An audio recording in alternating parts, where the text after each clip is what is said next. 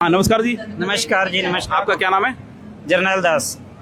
तो सर, आप एक सिख धर्म से बिलोंग करते हैं और हमने ये सुना है सिख धर्म में कि जो पूर्ण परमात्मा होता है निराकार होता है, वो लोग उनका ये मानना है।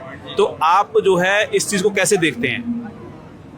देखिए, सिख धर्म जो बताते हैं कि परमात्मा निराकार है, मगर वाणी में तो परमात्मा हमारे गुरु जी संत रामपाल जी महाराज भी बताते हैं कि परमात्मा साकार है। जो गुरु ग्रंथ साहब में भी प्रमाण है कि सह शरीर परमात्मा आता है, और गुरु नानक देव जी ने भी इसको स्पष्ट किया है।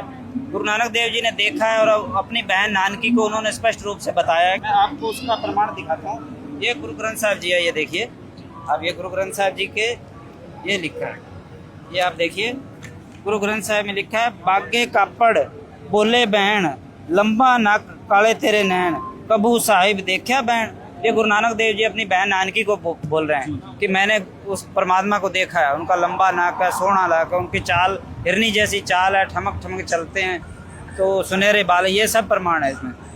तो लेकिन सर, ये तो आपके जैसे सिख धर्म में रोज सुबह सुबह गुरुद्वारे में पाठ भी करते हैं, वाणियाँ बोलते हैं, तो क्या उनको ये वाणी आज तक समझ में नहीं आई? देखिए, वो पढ़ते तो हैं, मगर उन्होंने आज तक गुरु ग्रंथ साहिब का जो सही अर्थ है वो किया नहीं है। सही अर्थ क्या है पूरी, वो उन्होंने उसका उल्टा अर्थ निकाल रखा है। तो सही अर्थ जो है, आपका कहने का मतलब है संत रामपाल जी महाराज के अलावा आज तक कोई गुरु ग्रंथ साहिब का सही से अर्थ नहीं बता पाया? देखिए, कोई भी धर्म गुरु आज तक 4 वेद 6 शास्त्र 18 पुराणों का सही अर्थ कर ही नहीं पाया है। हर एक धर्म के जो धर्म गुरु हैं, उन्होंने चाहे गीता है, चाहे बाइबल है, चाहे कुरान शरीफ है, चाहे गुरु ग्रंथ साहिब है, उन्होंने गलत ज्ञान देकर समाज को गुमराह किया हुआ है।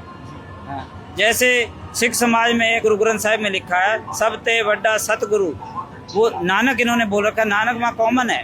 वो नानक देव जी तो कह रहे हैं कि सब ते वड्डा सतगुरु, और नानक बाद में कि गुरु नानक देव जी कह रहे हैं कि वो सतगुरु होता है सबसे बड़ा।